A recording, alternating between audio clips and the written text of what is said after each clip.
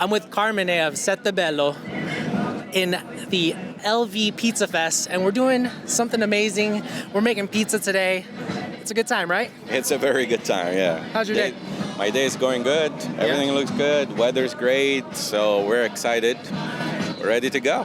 What are you making today at the Pizza Fest? We're making an andouille pizza, which is a Calabrian salami that it's spreadable, a little spicy, and it's gonna have a small kick to it. I think people are gonna love it. Don't you fear that people are gonna shy away from the spicier things? I mean, the andouille, it can be a little shyer, but it can shy people a little bit. But when it's cooked, it actually loses a little bit of the spiciness to it. So it's just gonna have like a hint of spicy. So if you are not too shy about spicy, it's doable. I love spice, so I'm looking forward to trying it. And I think for the people who aren't here, they want to know, what are you putting that beautiful andouille on? Is it what kind of style of pizza? It's a Neapolitan pizza. So I've been doing Neapolitan pizza for all the years I've been working, and I'm actually one of the ambassadors of the AVPN, which is the Vera Pizza Napoletana, that it's around the world. We were number 8, if I'm not mistaken, here in the United States. So we were one of the pioneers doing this. So been doing this for a little while. Congratulations. Thank you. Thanks. What draw you into making Neapolitan-style pizza? Because one, it's not easy, and two, it's not the most popular in America. To be honest with you, that's how I started. I'm from Naples, Italy, so it's kind of common thing having pizza that style over there. And the ingredients are great, the heart that there is behind it. It takes a long time to acquire that skill, so it always interested me, you know? So I wanted to do it right. I wanted to do it good job, so that's how we chose the Neapolitan pizza. It's not an easy one. When you were just starting off making Neapolitan-style pizza, because it's so technical and traditional, it's kind of hard for people when they're first getting started. There was a lot of education. People were new to it, so we had to educate the people.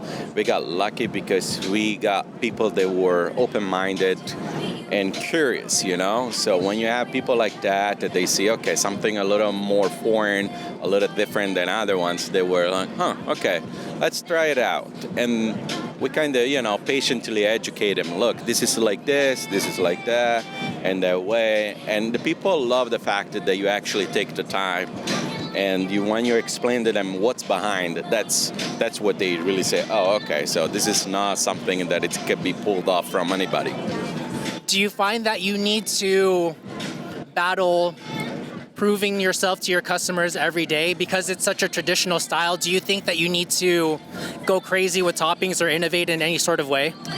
So not as much anymore, because at the beginning maybe yes. Now we got a kind of clientele that there is definitely we're almost 20 years doing this. Congrats. Thank you. So people more or less know what to expect.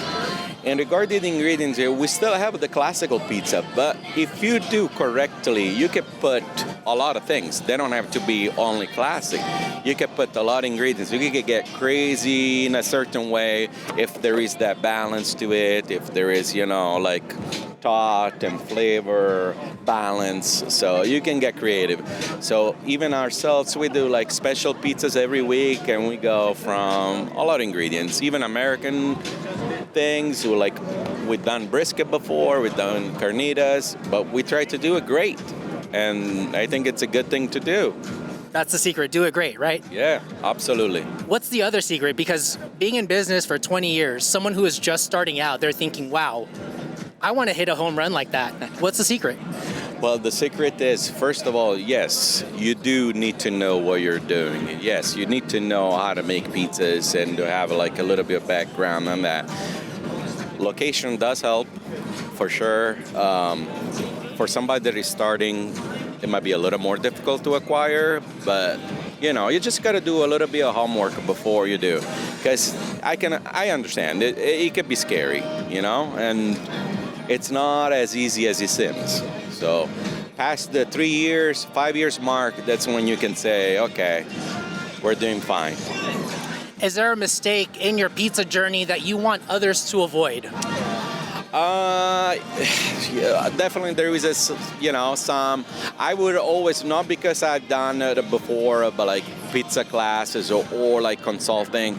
I think it's a good idea to actually get a consulting if it's possible in your ability, because you avoid buying useless stuff and you are avoiding making wrong setup.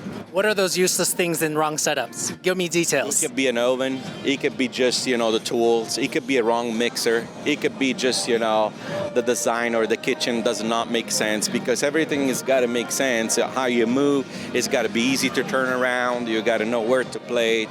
You got to know where it's got to be the expo stations. The kitchen in the back, it's got to be functional, So I would say just, the structure, how things and what to buy. Like whatever you need, in a restaurant. I think that would save you a lot of money in the wrong time. Because I have customers they have come to do classes. Oh, I wish I had them bought that. And I tell them, you don't need that big of a mixer. You spend like 20 grand for nothing, Yeah. So things like that. One piece of advice can save you 20 grand. That's huge. I think it's more than that. I think it's just on the mixer. Then there is other equipment that they could cost a lot more. Like which hood, where to get, maybe not buying everything new, maybe getting something used, maybe get the other one like that, and other things which I would rather get new instead used, things like that. I have a number of people who are thinking, I want to open a Neapolitan spot, and maybe that's my concept that I choose. But I'm worried that we have another black swan event like the pandemic, where Neapolitan pizza, if you didn't have an established business, will be very difficult to operate. Do you have any piece of advice or way to work around that for them? I mean, Neapolitan pizza could be still a little bit scary, but, in my experience, I don't want to be repetitive. If you actually do that kind of education and you educate yourself on how to make the product perfect and be the hardest thing is to hit it right every time, and then educate your stuff. People are gonna appreciate all the work you put in it, and people are gonna appreciate the high quality of the ingredients you use, so they're gonna pass that. And then if you want a crispy style, which sometimes I do want to, that's okay. There is one for everybody, And you're okay making it a little bit crispy? I'm okay to make it a little bit crispier upon request, but it's not, the oven, it's not gonna allow us to go further. And there is standards that you cannot do more than a minute and a half. So that's as much as we're gonna stretch. But I think people could do it. People that have done it. There is a lot of successful business they've done on Neapolitan pizzas. So I think, if done right, definitely you could be successful. You have been very wise with your words, and I think a lot of people are gonna appreciate this. What do you want to leave the audience with today? I just want people to eat good. Just make sure wherever you go, whatever style that is, make sure you eat good food. That's what I strive on. I go to sleep fine because I know I'm giving my customers a great experience and great food. There is nothing bad about what we use. So I would say choose wisely. If that's the case, what's the secret to good Neapolitan dough? I think the dough actually needs to be worked for longer periods of the time, because the flour now are a little different than one they were like 200-300 years ago. So you need the skill to have the dough outside. You got to know when it's ready. You got to know how it ferments. You got to know the smells. You got to get it right. There is no recipe for that. It changes over time, every couple of months. So I think that's what the people, they got to start paying attention. That's great advice. Carmine, thank you very much for your time. I appreciate it. Thank you.